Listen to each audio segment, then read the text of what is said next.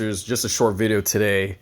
Market is down a lot. It was down last week and it's even more down today. So I am down 8%, $6,000 since a week ago. And it's kind of like the same for the whole month. But anyway, this video is about a term that I didn't coin, but Oracle himself did. It's called margin stacking. So what that means is if you're using margin, there's a difference between buying power and your actual margin buffer limit. So typically, anything that you invest in will have some sort of margin requirement here. And I'm just going to make this real short. The way that you invest in these different positions and the order that you do it will determine how much margin you get out of it.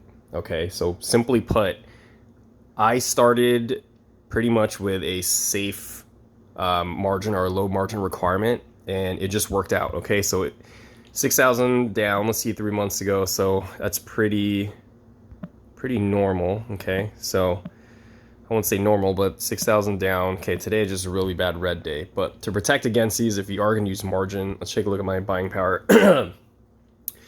Looking at the margin risk, I'm still low risk. So I have my buying power is 11 grand. Of course, that's doubled. This is also based off of your margin requirement.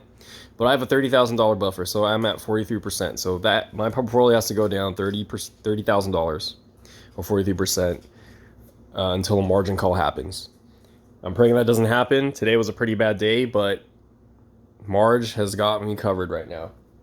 If you want to check more and learn more about this, go ahead and look up Oracle ETFs or high yield ETFs on YouTube, Rumble, and Oracle will go over this and teach you. But practically what I did, I happened to margin stack without even knowing it. So let's take a look first at YMAX here. Okay, YMAX is destroyed. Everything is destroyed. Looking down here, the initial requirement 50%, maintenance requirement is 25. So you want a low requirement for both of those numbers. Okay, you want to be investing in these first or anything that has a low margin requirement if you excuse me for coughing, if you plan on using margin. Okay, a lot of the things I'm using have a low margin requirement. Tesla, I think, is 50 and 30%. If you go into something a little bit more new or a little bit more, I guess, volatile, then it's going to go up. So Plady is actually not bad. How about Misty? I think Misty is going to be something. Yeah, see, Misty, 50 and 60%. So it's just simple math. If you put money in and you use margin, then you have a percentage that you can use. Okay, if the requirement is up there, you're going to have less buying power and you're going to have a smaller buffer. Sometimes people have a high buying power, but their buffer is low. So like, for example, let's say my numbers were switched.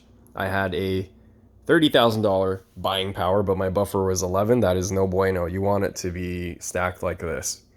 Okay, so all in short, again, check out Oracle ETFs, margin buffering. This is what's going to save your ass on these down days.